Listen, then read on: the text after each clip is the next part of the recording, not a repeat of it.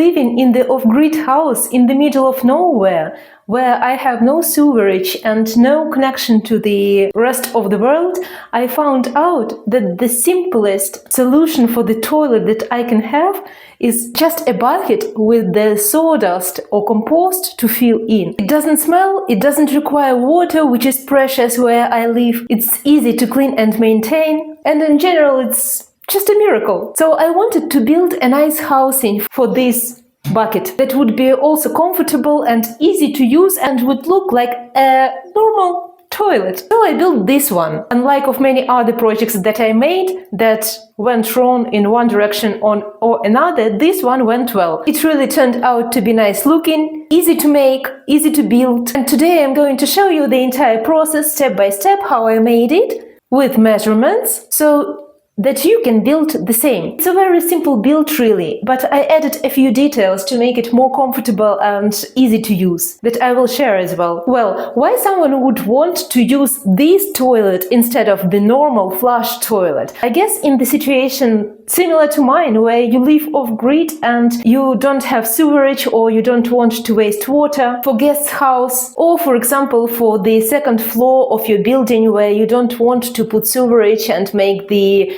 renovation and reconstruction, this would be a great alternative. The principle how it works is very simple. So simple that I couldn't believe it would have been working first. I built something else, I shared it in another video, which looked ugly and was hard to clean and was hard to maintain. Truly, the principle is very simple. You have the bucket, you do your things in the bucket, there you put sawdust or compost that absorbs the humidity and the smell. And this is it. And then you trash it in your compost bin and enrich your compost that you later can use for the garden, for the flowers. That's how I'm using it. And improve the quality of your soil. So here we have the lid, like a normal toilet. Here we have the recipient, where you do your thing. And here is the section where I have sawdust or compost to put it here, like you would normally do with water, but instead of water, you put this after you do your thing. When the bucket is full, I empty it in the compost bin. The measurements. The most important measurement is the height of the seat. Here I have 42 1 meter and 70 centimeters, and for me this is comfortable. But you can adapt it to your height. But the standard is 40 centimeters. So important thing that you find a bucket of the size that fits well here. This bucket, for example, is 30 centimeters. It would be better if it is 35 centimeters, 36, because it will last longer. After you find the bucket of the appropriate size, I would advise you to get two buckets. It can be the bucket from the paint or whatever building material. It's better if they are plastic and without any curves, that it's straight inside, and it would be easier for you to clean. And if you have two, while cleaning one, the other one you can already use and not wait while that one will dry out. So the height of this box is 42 centimeters. The depth depends on your lid. Lids are normally standard. This one has 47 centimeters, but I would advise to get the lid before you start building the box so that you can locate it properly. And the width, 74 centimeters. I would made it a little bit wider if I had the opportunity, but I don't have a lot of space in my bathroom. This 74 centimeters is just fine. First I cut all the parts to the needed sizes. I made this box for the composting toilet from the pallet on which my solar panels were delivered. It can be any type of wood that you have, but I had this material and had the opportunity to recycle it. I used a jigsaw for cutting, but it would be much more convenient to use circular saw if you have it. There is a trick with the jigsaw to make straight cuts. You can take any straight piece of wood and connect it to the piece that you are cutting with clamps, and then keep the jigsaw next to this piece of wood. You have to measure the distance between the center of the jigsaw to the border of the cutting platform. In my case it was 3.5 centimeters. And you put this piece of wood 3.5 centimeters away from the place where you want to have cut. It helps to make straight cuts quite a bit, but obviously it's more convenient to do it with a circular saw. When I had a piece for my upper side ready, I took a lid and place it where it would be and mark the hole. And then I took a meter and marked 2 centimeters away from the previous mark, so that I have the circle 2 centimeters larger than the actual hole in the lid. And it would go exactly in the center, in the middle of the lid.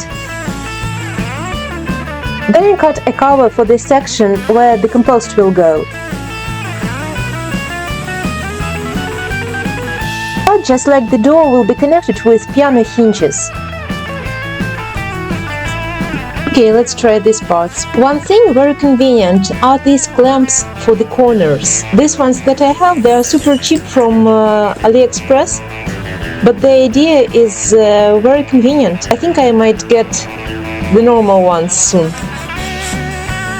This is the door. I'm connecting it with piano hinges. As this so-called wood, the pallet, is a plywood of very low quality, and also it's quite thin here where I'm putting the hinge. I have to be careful not to damage it. So I'm making holes with a drill for the wood of the size smaller than my actual screws, and then I'm using Solidol before I'm putting screws into the holes.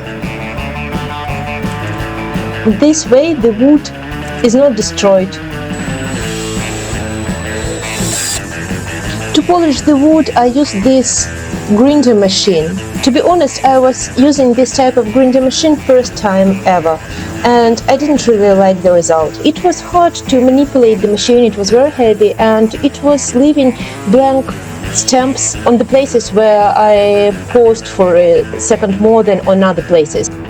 For the hole, I just did it with hands. Then I used a plaster for wood to make the pasta that I will be using to plaster the holes from my screws and other places where it's needed. To make the surface even and accurate, I diluted carpenter glue with water and used it as a primer. This is a fine way to do it, but if you have a special primer for wood, and especially if you are doing it from the better type of wood that I have, I would recommend to use a normal primer. Then I put 2 layers of varnish for yachts. This is what I had. It's waterproof, it's very firm. For the place where the circle is, I put 4 layers. But in reality, I think it was an overkill. 2 layers would be more than enough. By the way, I have membership now on my channel, and there are a few people who are supporting me. There are a few of my friends there, and also there are people who don't know me, and it makes me very happy to know that people who don't know me support this channel. If you would like to support new videos on this channel, you can join as well. The membership starts from $1, and the members can see some of my videos earlier than others.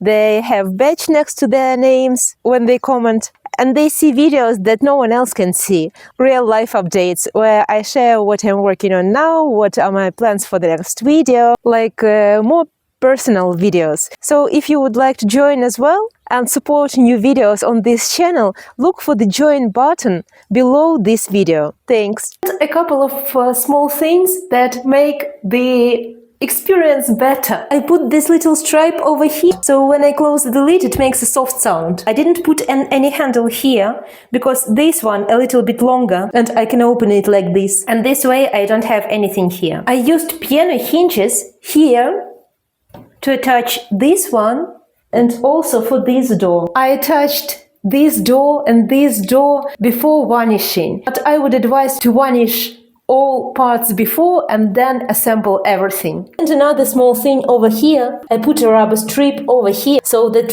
if there is some water on the floor, so that water doesn't go directly into the wood. So I put this one to protect the wood. And as I have this one pink, I couldn't help but getting a scoop of a pink color as well. This part, I made it with inclination. The floor of this box, it goes with inclination. So on this part, it's deeper than on this part, and it makes it easier to scoop from this direction. Is it easy to clean? Well, to me it seems it's the same like cleaning your normal toilet. Just like you have to clean your normal toilet with the domestos and whatever, you have to clean this one. So when I empty the bucket, I clean the surface just with damp clothes, and the bucket with domestos, and let it dry. The water with domestos doesn't go in compost, because it will kill all the bacteria there. The water with domestos goes where you want to prevent plants to grow. Well, this is the result.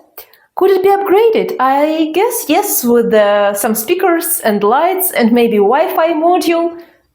Wait a second, my Wi-Fi doesn't reach the bathroom, because I have Starlink that actually is not that powerful as they say. But this is another story for another time. I couldn't use Starlink right away when I moved in here, so I made a mobile signal booster that I was using to work and to stream videos from here. Check out that video where I share how I made it. It should be on the screen right now. Cheers! Bye!